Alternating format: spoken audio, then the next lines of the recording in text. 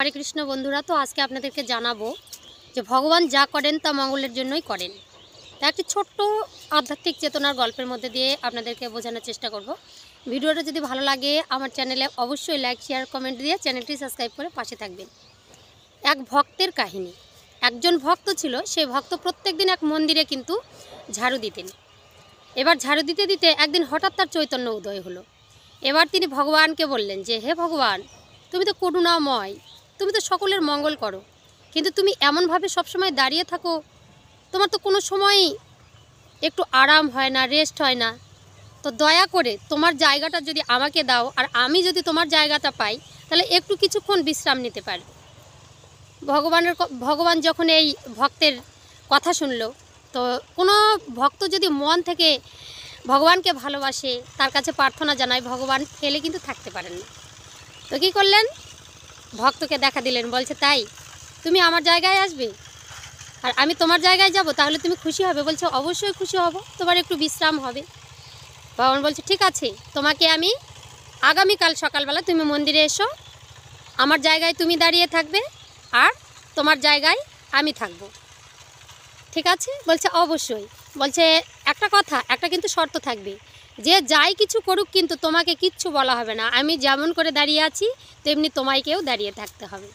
সঙ্গে সঙ্গে ভক্ত কী করলো, বাড়িতে গেল। রাত্রেবেলা সকাল হলো, স্নান করে সঙ্গে সঙ্গে ওই মন্দিরের পথে রওনা দিয়েছেন। এসেই ভগবানকে ডেকেছেন। ভগবান বলছে দয়াময়, তুমি আমার জায়গায় এসো, এবার তোমার জায়গায় আমি যাই। সঙ্গে সঙ্গে ভগবান তার স্বরূপ থেকে বেরিয়ে এসে ভক্তের রূপ ধারণ করলেন, আর সেই ভক্ত ভগবানের আসনে দাঁড়িয়ে পড়লেন। ঠিক বাঁশি নিয়ে যেমন করে শ্রী গোবিন্দ আমার দাঁড়িয়ে থাকেন তেমনি। আর তখন কি করলেন, ভক্তের জায়গা ধরে কিছুক্ষণ ঝাড়ু দিলেন মন্দিরটা, ঝাড়ু দিয়ে তারপরে শুয়ে পড়ল, আর ভগবানের বিশ্রাম হলো। আর সেই ভক্তরূপী ভগবান ঠিক মন্দিরে দাঁড়িয়ে আছে। কিছুক্ষণ পর সেই ভক্তরূপী ভগবান দেখলেন যে একজন ধনী ব্যক্তি, প্রচণ্ড ধনী, এক ব্যাগ টাকা নিয়ে এসেছে, সুটকেস নিয়ে এসে সেই মন্দিরের মধ্যে রেখে বলছে, হে দয়াময়, তোমার করুণায় আজকে আমি ধনপ্রাপ্তি হয়েছি, প্রচুর ব্যবসায় আয় করেছি, দয়াময় তুমি যদি না থাকতে তাহলে এমনটা আমার হতো না। বলে ভগবানের কাছে এতই আনন্দ হয়ে উৎফুল্ল হয়ে সে ভুলেই গেছে। সঙ্গে সঙ্গে টাকার ব্যাগটা, সুটকেসটা ওই মন্দিরের মধ্যে রেখে সেই ব্যক্তি, ধনী ব্যক্তিটা চলে গেল।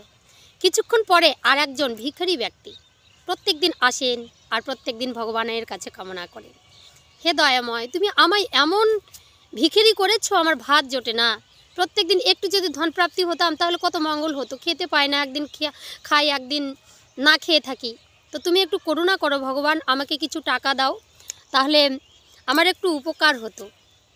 আর ভক্তরূপী ভগবান দাঁড়িয়ে দাঁড়িয়ে দেখছেন, ই রাম, সেই ব্যক্তি এসে টাকার সুটকেসটা ফেলে দিয়ে গেল, কি হবে এখন? নানান চিন্তিত হয়ে পড়লো। কিন্তু ভগবান কথা দিয়েছেন যে তুমি ভক্ত হয়ে ভগবান হয়েছো, আমার জায়গায় নিয়েছো, আমি যেমন চুপটি করে থাকি তুমিও সেইভাবে থাকবে। তাই আর কিছু বলতে পারলো না। ওই ভিখারির আর্তনাদ শুনে তখন কি করলো, একটু প্রণাম সেরেই দেখছে সাইডে একটি সুটকেস। তখন কি করলো, সেই সুটকেসটা হাতে নিয়ে বলছে, আশেপাশে কেউ ছিল না, যে ভিখারি দেখলো ওই সুটকেস খুলে দেখে প্রচুর ধন সম্পত্তি। দয়াময় তুমি আমার কথা শুনেছো, দয়াময় তোমাকে আমি কত ডেকেছি, তোমার আশীর্বাদে আমি এত টাকা পেলাম, এখানে তো কেউ নেই, তাহলে এগুলো তুমি আমাকেই দিয়েছো। আর ভক্তরূপী ভগবান কিন্তু দাঁড়িয়ে দাঁড়িয়ে সব দেখছে, বলছে কিচ্ছু করার না, এখন কি করব আমি, কথা বলা তো নিষেধ।